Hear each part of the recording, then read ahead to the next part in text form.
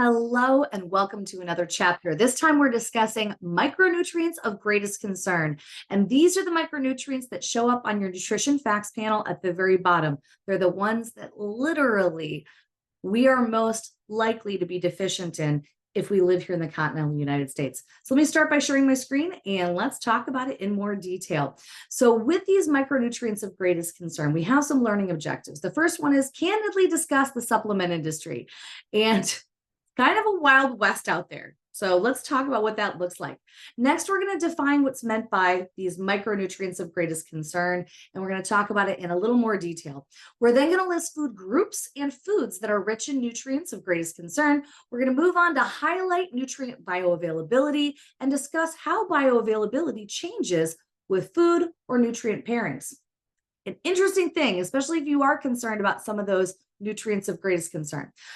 Lastly, we are going to analyze a case study focusing on iron deficiency anemia. And iron deficiency anemia is the #1 micronutrient deficiency disease. So something very important to understand. And we're going to discuss not just nutritional factors, but other factors associated with it.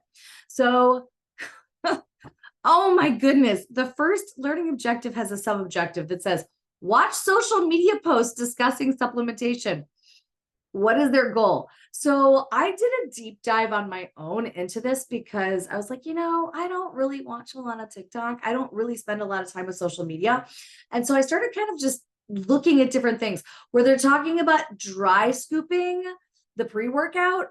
Okay, pre-workout is a supplement, not really regulated. Then we have people who are trying to be like, oh, regular water, it's not as good for you. We need to modify our water to make it better for us. But in reality, we're changing the pH possibly significantly to the point where, anyway, not necessarily the best thing. And then we have this one. Oh my gosh, I'm not even going to discuss what a Borg jug is. I had to ask my son, who is in college at Iowa State, and he's like, you've never heard of this, Mom, and you teach at college? Please do not dive into these things. What is the goal of each one of these individuals who's trying to be an influencer, where their goal is pretty much to make money or become famous or to get notoriety or to have a situation where they are in the limelight? Not necessarily to give you accurate nutrition information. If someone's trying to like sell you something, have something that's sensational, or even go kind of off the deep end, talking to people about a Borg jug, please don't listen to them. They do not have your best interest in mind. You can literally grow your own garden and harvest your off the land safely if you learn how to do it, and not really have to buy too much else and still have a very nutrient dense and healthy diet that's going to sustain your body. You do not have to go out and buy all these supplements or do all these weird things that individuals are talking about. So their goal, money, fame, notoriety, go with the tried and true. And so as we're discussing this topic, again, if you're wondering what the definition of nutritional supplements are, they are by definition, quote, nutritional supplements are products used to improve the diet and often contain vitamins, minerals, herbs, or even like amino acids, which is going to be the breakdown product of protein or the building blocks of proteins. So are they regulated? Are these supplements where we're talking about pre-workouts or we're talking about things that we're adding into our water? Are they regulated? Kind of an interesting piece of information from the National Institute for Health. Medicines, yes, they must be approved by the FDA, the Food and Drug Administration, before they're sold or marketed. Because the Food and Drug Administration regulates foods and drugs. Supplements don't fall in the category of either a food or a drug. So we don't have regulation there. Thus, supplements do not require this approval. As long as the product doesn't contain any new dietary ingredient, then the company doesn't have to provide the safety evidence. So they can have excessive amounts of something that's not necessarily beneficial for you. They might have some contaminants in there that are part of the particular ingredient list, and they may not realize it. So they can almost market what they want at ratios or levels that are not necessarily what's best for a consumer. And you might say, well, isn't there like a regulating body out there? Like, isn't there someone? Well, there's no official steps at all to get a supplement approved. None, no official steps. In fact, according to the National Institute for Health, it is the supplement manufacturer. Again, what's the job of the manufacturer? To make money. So it's their responsibility, which seems to be, I don't know, a conflict of interest. And it's their responsibility to ensure that a dietary supplement is safe before it's marketed. The FDA is responsible for taking action against any supplements after we find out they're unsafe and after people get hurt. Not a good situation. So I'm going to share with you 3 supplements that are on the market right now. And apologies, if you're someone who's working on these supplements, maybe you can make some modifications and make them healthier. Maybe you can put some disclaimers on them. Maybe you and I can have a conversation and bring it to other people. So maybe I can better understand, why is it you have these supplements at the percent daily value for some of these micronutrients that you do. So when we're talking about, these are 3 very popular supplements. One is Megamen, little GNC Megamen. The other one is Emergency. And the third one is Solaray Vitamin D3. And so I'm going to ask you, what are your concerns regarding the supplements that are currently on the market? So let's start with the first one, and because this is going to be what we call like a multivitamin, which means it has lots of different micronutrients in them. And so when we look at this multivitamin Megamen, here we have the supplement facts panel. Oh my gosh. What vitamins are over 100% of the daily value? Well, I'll give you a hint. It's a lot of them, and some of these, don't have my glasses on, but I'm looking at some of them. And if my eyes serve me properly, some of them are over 200%. Some of them are over 500%.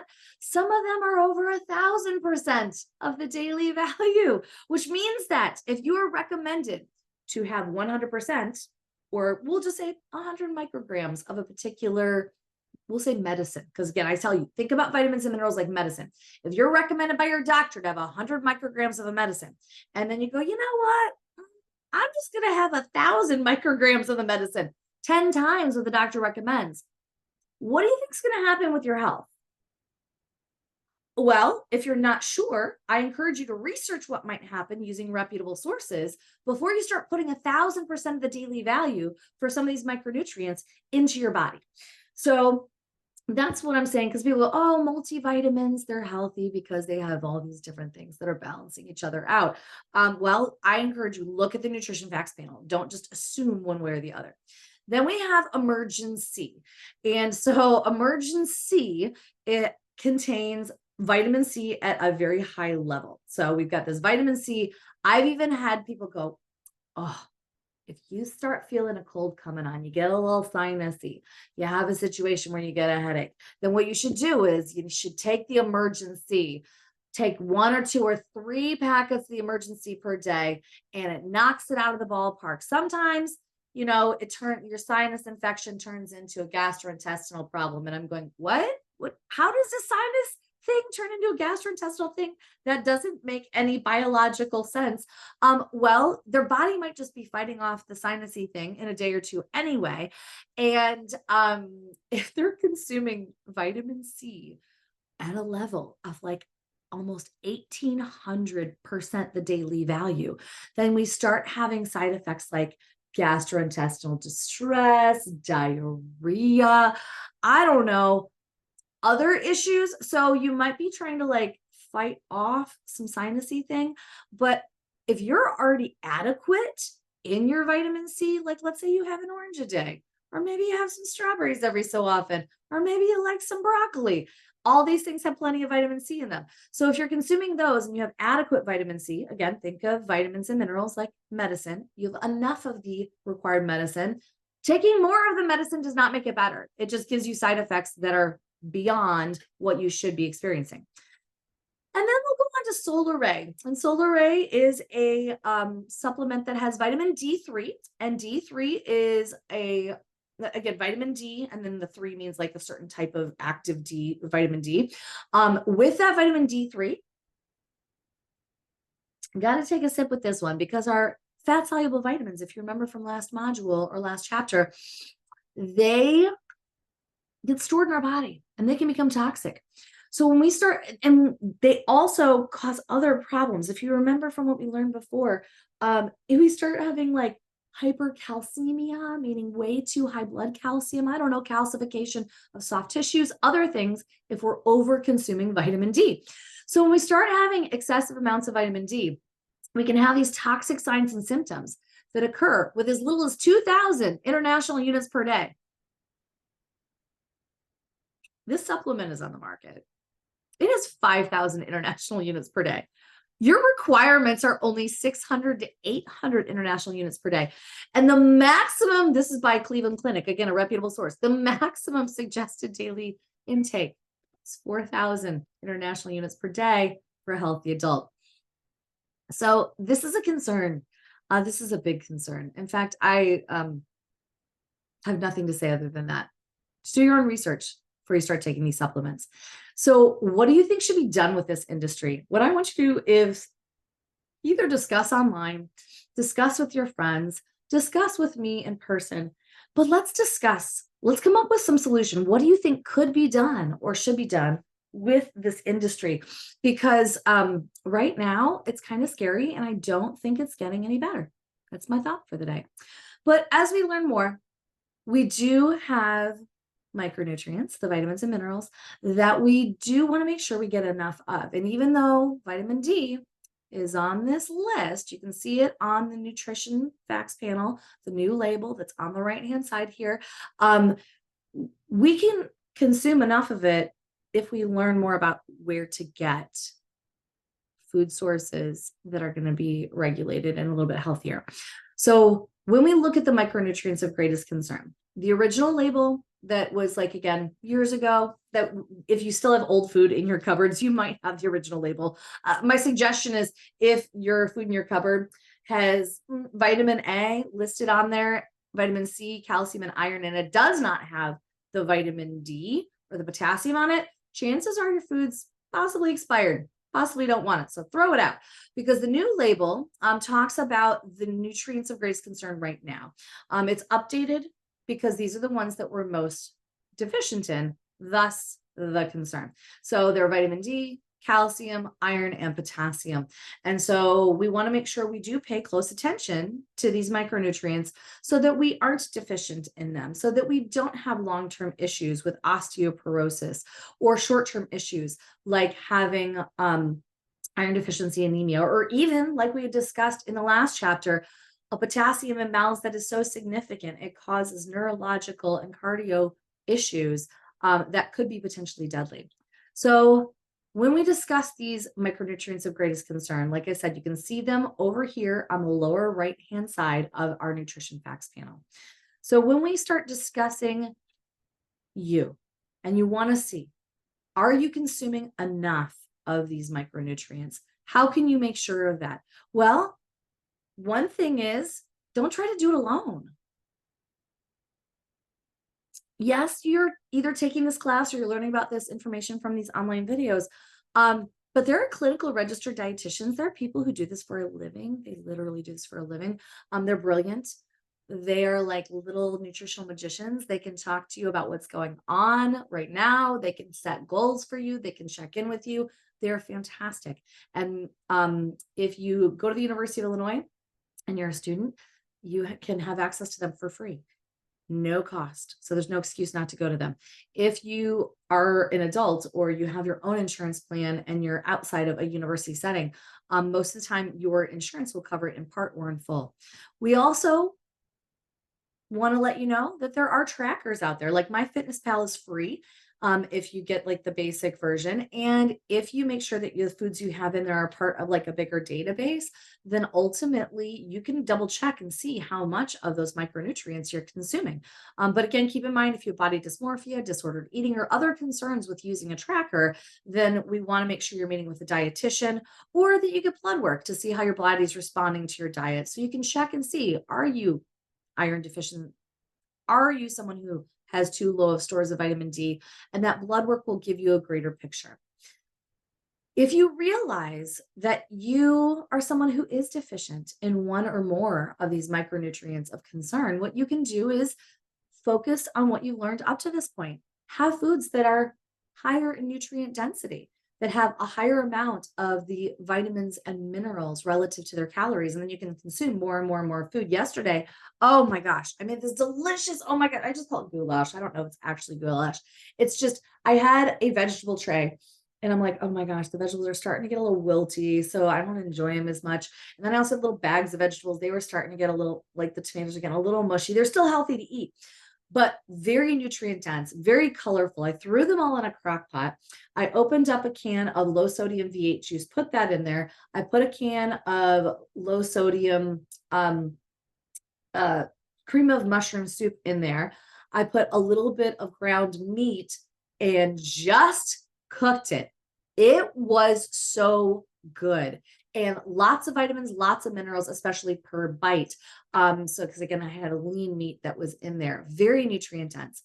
And if I want variety, I can choose that for dinner. And then the next day, I can have this big, robust, spinach salad. I can have oranges and Greek yogurt. So, choosing different foods at the different meals. I also want balance. I want foods from each of the different food groups in each meal that I'm having, and lots of color. So we're not talking about eat the rainbow Skittles. We're talking about like natural, like again, our brightly colored fruits, our brightly colored vegetables all across that rainbow. And the biggest thing is educate yourself with reputable sources. Like again, if you're looking at .edu sites, if you're looking at again, hospitals like and clinics like Harvard or Cleveland Clinic, World Health Organization, National Institute for Health, those are going to all be reputable sources you can turn to learn a little bit more. So when you're reviewing the micronutrients in your food stuff and you're wanting to see how much is in there, I've mentioned before, you can look at a nutrition facts panel and it should tell you, especially about those nutrients of greatest concern. And some nutrition facts panels even go so far as having like another 12 micronutrients on there. They might list a lot of different micronutrients so you can learn more. But if you're someone who does not see that on your nutrition facts panel, there are food databases where you can go into them, type in your food, and then it will show you the ratios of those micronutrients, the amount that's in there. And then MyFitnessPal, like we mentioned earlier, and generally you can learn the trends. This class helps. Videos that I post on here help. Using your book that we've published, that's going to help. So turn to those as resources and continue to flip back to them if you want. And if we're going to be using the nutrition facts panel to quantify how much we have of these micronutrients, let's take a minute to look at a reputable site, again, the FDA, and it says, what we want to do is compare and choose foods to get 100% of the daily value of those micronutrients of greatest concern. If we have more than 20% of the daily value for those micronutrients, it means it's rich in, or a good source of, or high, and it's going to have a lot of that particular nutrient. We want to eat a variety of colorful vegetables, like I said.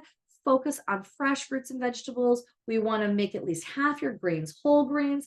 We want to vary your protein routine, leaning more towards some of those vegetable proteins if we can.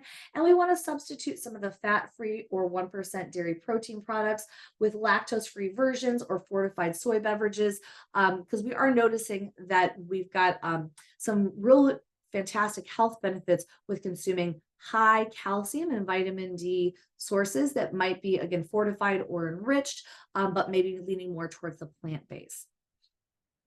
And so if we're determining the amount of a micronutrient that's in like a fresh food without a label, how do we do that? So we do that by learning about categories or trends when it comes to things like the vitamin D, the iron, the potassium, the calcium.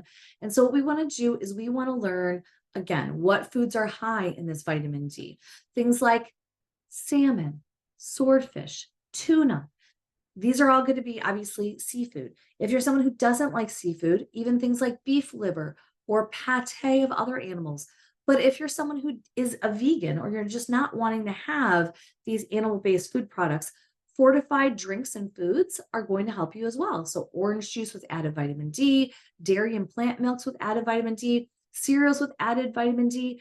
But you can even naturally get vitamin D, at least some of it, through sun exposure. So if you have sun exposure on your skin and you don't have any sunblock on, and again, your bare skin is exposed, or you have clothing where the sun can go through it, then that sun exposure converts a pre-vitamin D to go through your bloodstream, to go to your liver and your kidneys, to then make active vitamin D. So if you've got a healthy liver, healthy kidneys, which most of you do, and you have your sun hitting your skin, then you can actually make some vitamin D yourself as well. So that's how we get our vitamin D. Iron is in a couple different forms. So in our food, we have heme iron, and you can think hemoglobin, almost like blood. So heme or hematocrit, that's going to be something that's coming from a living being. So heme iron is found in animal sources. So beef, poultry, seafood, when you're eating those have heme iron in them. Non-heme iron can even come from animal sources, but non-heme iron is the only source of iron that is in plant sources. So our legumes, like our refried beans, our lima beans, our chickpeas, all of those have a decent amount of iron. Potatoes with the skin on, leave that skin on. Nuts, seeds, and even dark chocolate, if it's over 45% cacao, then it's going to have some iron in it as well. And another interesting fact, cooking with an iron skillet or pot actually allows some iron to be infused into the food product itself. So the introduction of iron pots, or improving their use in communities in the developing countries for the preparation of food, may be a promising initiative or intervention for reducing iron deficiency. So if you want to read more about that, use the QR code up here at the top. Really cool, amazing, and fantastic thing to think about if we're thinking about non-traditional ways to get iron in someone's diet if they are iron deficient. We also have potassium. And even though bananas, everyone's like, banana, banana, banana, we love bananas. Bananas are great. Yes, 2 thumbs up. Yay for bananas. However, a baked potato has more potassium than a banana per serving. Plain yogurt has just about, if not more potassium per serving than a banana. Tomato juice, fish like halibut, orange juice, all of these have a significant amount of potassium. So when we're talking about potassium, don't just think banana, think about some other things. Think outside the box. And calcium is another thing. Most of the time people only think about dairy. And yes, dairy is a fantastic source of calcium. If we got a really concentrated dairy, such as Parmesan cheese, again, a very hard cheese, very delicious. It's high in sodium though, but 1.5 ounces of Parmesan cheese has, again, a decent amount of calcium. We've got, again, over 400 milligrams per serving. Tofu has calcium added into it as part of the process of making the tofu itself, but that calcium is also going to help you meet your calcium needs. We've got orange juice that has calcium added into it. We have other things like salmon, which has the bones in it. Your body can actually break down some of those soft bones and use them for calcium in your body itself. Chia seeds. Who knew? Chia seeds have calcium in them. A corn tortilla, almonds, kale, and other leafy greens. So don't dismiss your leafy greens. Those have not only a lot of vitamin K, potassium, they also have a lot of calcium. But just because you eat it does not necessarily mean it gets to your cells and is ready for use. That's where this term bioavailability comes in. So when we're discussing bioavailability concerning the micronutrients, this is the amount of a vitamin or mineral which enters your circulation. When it's consumed, it can travel to the cells and it has an active effect, meaning the cells can use it to do the things that it needs it for. And it's really denoted as a percentage. So if we're talking about the percent bioavailability for some of the micronutrients that are listed on our nutrition facts panel, one of the micronutrients, which is not of greatest concern, by the way, because sodium, we overconsume it. It's a concern because we overconsume it so much. So you might say, well, is it very bioavailable or is it not very bioavailable? You can kind of use this as a little benchmark. We often overconsume sodium. And not only do we overconsume it, 95% of what we consume is bioavailable. So pretty much whatever you put in your mouth and swallow can go into your bloodstream and have an impact on your body. Very important to understand. When we move on to calcium, We want to know that calcium is something that we're not consuming enough of. Interesting though, the bioavailability or the percent that we can use in our cells depends on several different things related to our health status. It can vary from 20% to 50%. Stick around and we'll tell you more.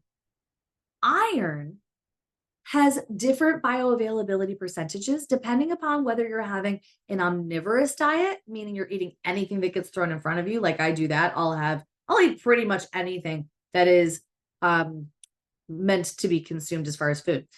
Vegans are going to be limited and only have plant products, and the iron that they consume is much less bioavailable. So omnivores, 14 to 18% of the iron that's consumed is bioavailable. Vegans, 5 to 12%. So vegans do have to possibly consume a little bit more than 100% of the daily value to ensure that they get the proper amount in their system. And you might wonder, well, you're telling me these ranges. So obviously things impact bioavailability, but what are those things? What's going to impact the bioavailability of iron or calcium, for example? Well, we have things like, if you learn from me or other places, like, yes, fiber is so healthy, have dietary fiber, it helps with so many things. But if you go overboard and you're consuming like twice the recommended amount of fiber, fiber actually binds select minerals. And so it doesn't allow them to get absorbed into your bloodstream, which means that it decreases those minerals' bioavailability. Also, if you're consuming an abundance of one mineral, and we have another mineral that has a similar size and charge, like again, chemistry, periodic table of elements, then those two minerals can actually compete for absorption, and therefore it can impact the bioavailability of each other. Conversely, we can have some vitamins that actually increase the bioavailability of minerals. We've already discussed vitamin D and how consuming appropriate amounts of vitamin D will actually increase the amount of calcium that you absorb and can use. Another example of this is vitamin C. If you consume vitamin C with the iron that's in your diet, it actually increases iron bioavailability. Amazing. And your body is surprisingly brilliant at the cellular level and responsive.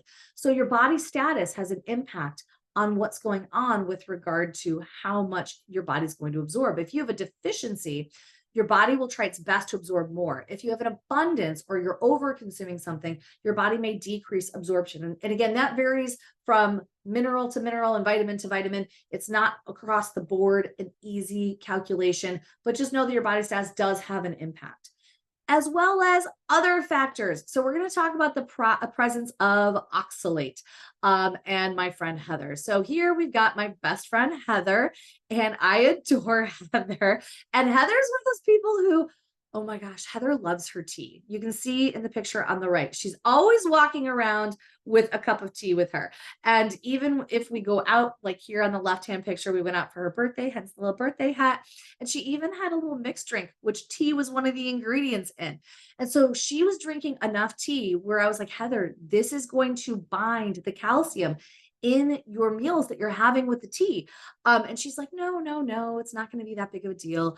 And now she's in her young 50s, so like 52, I think is what she is.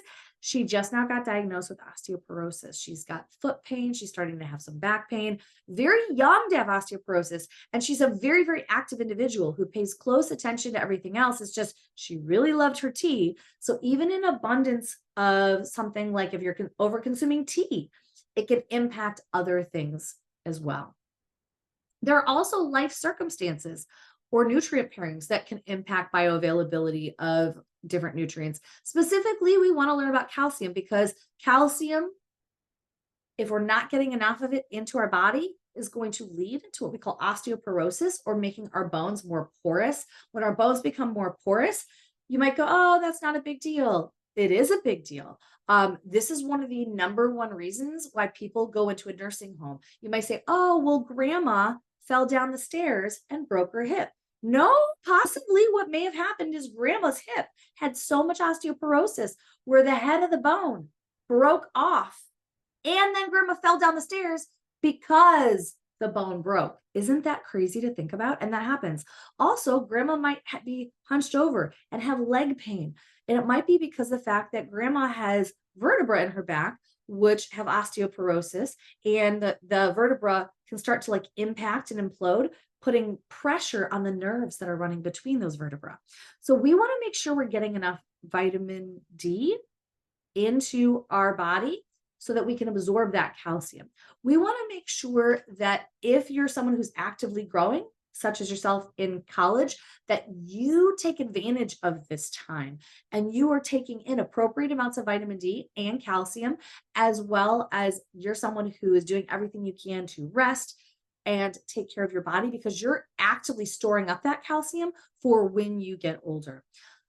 Other things that I guess you have control over, at least some of you do, pregnancy, exercise, and certain medicines are going to have an impact on vitamin D status. So if you're someone who's like, you know what, I want to get as much vitamin D or the highest vitamin D bioavailability possible. I don't care what I have to do to get it.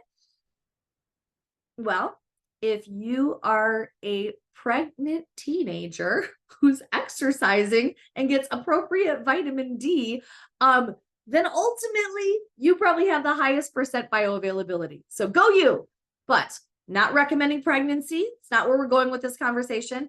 But I do want to say that that does increase the bioavailability of calcium to your body itself. If you're someone who's like, I don't necessarily want to get pregnant to increase bioavailability, why don't I just have enough vitamin D? And also, iron deficiency, something that the women in our family or those that bleed in our family struggle with. What nutrient pairings can help with the bioavailability of iron? Well, we have this thing called MFP factor. There's a peptide that is in meat, fish, and poultry that actually increases the absorption of iron or the bioavailability of iron.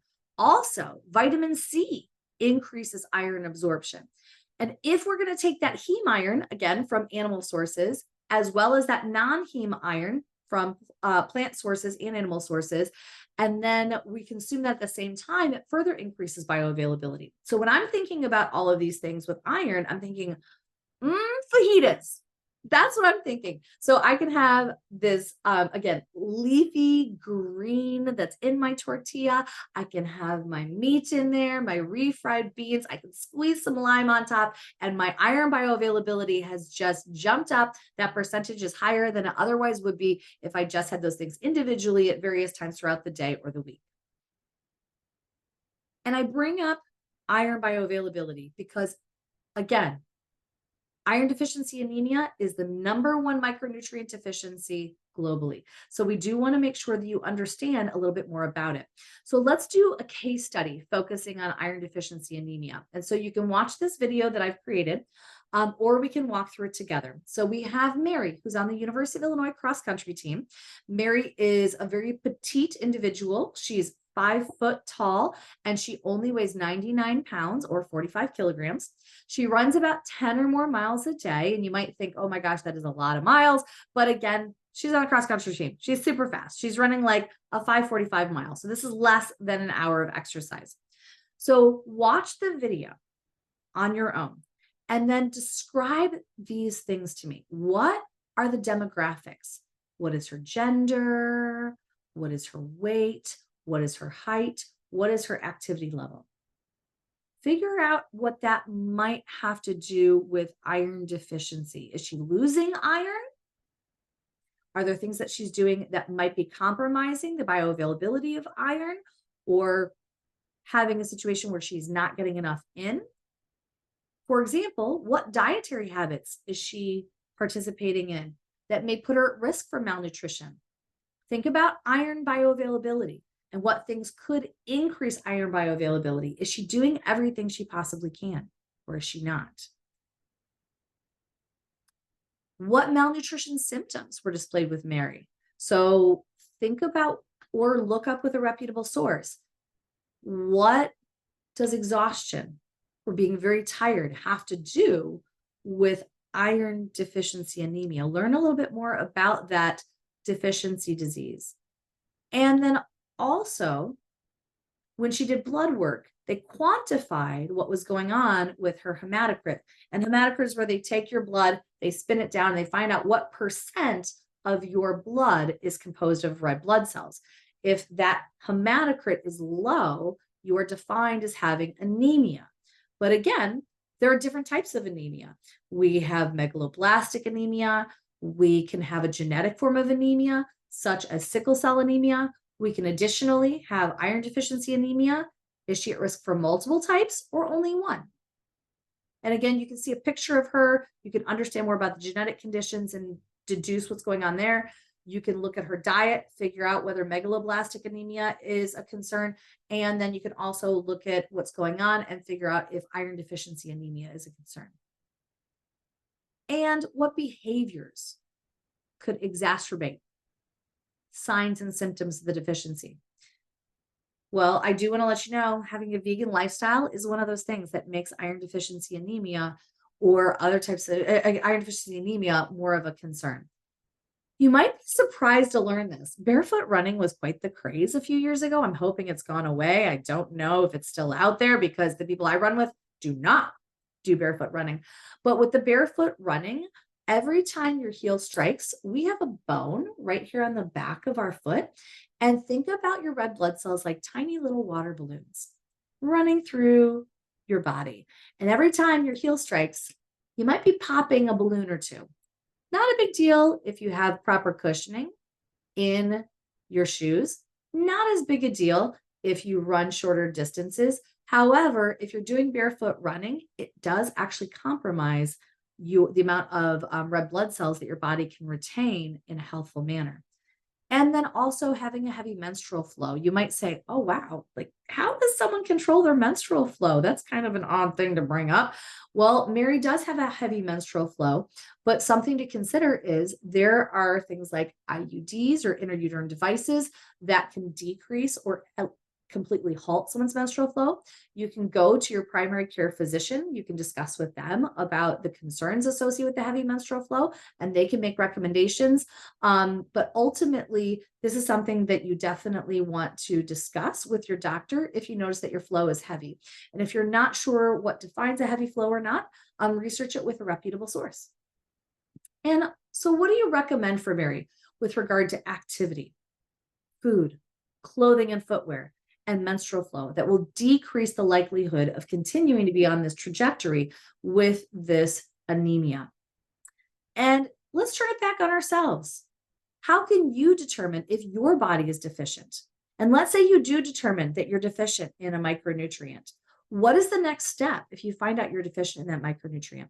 Well, let me stop sharing and tell you that if you do have questions, if you do have concerns, find a clinical registered dietitian, come and talk to me, talk to other people on my team. Just know that we're here for you and let us know how we can help along your health journey. We're in this together.